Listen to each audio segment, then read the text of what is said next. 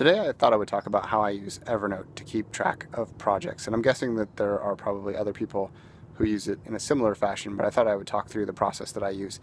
And it pretty much starts with the Evernote notebook concept. So let's say I have 10 projects that I have that are in various stages of progress. I'll have 10 separate notebooks, with the notebook being specific to the project that I'm working on. And then anytime I run across anything that I might want to tie back to that project, it goes in the notebook. So if I find a quote from somebody famous that I might think would fit with the project, it goes in the notebook for the project. If I write something, it goes in the notebook. If I take a photo or if I find a photo, it goes in the notebook. You're getting the theme here. Everything goes in the notebook that's specific to the project.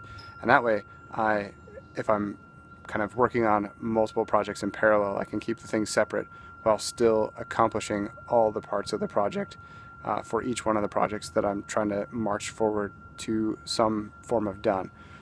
And then below that, I also try to make sure that I tag the things in some meaningful way so that if I do a future project and I say, hey, I remember I took a photo that was about people who do underwater photography, and I didn't end up using it for the project that I originally took it for, but all of a sudden I have a project that underwater photography photos would be a perfect tie-in.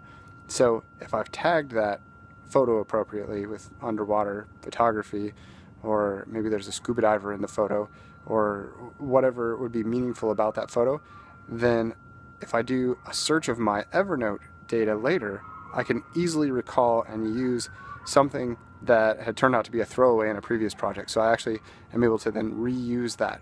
And that's kind of the thing about Evernote that's great, is that it gets everything in one place so that if you ever want to use it again, you can easily do that, and you don't have to go looking in folders on old hard drives, or you don't have to go scouring the internet or trying to perform the perfect Google search in order to recall the thing that you had.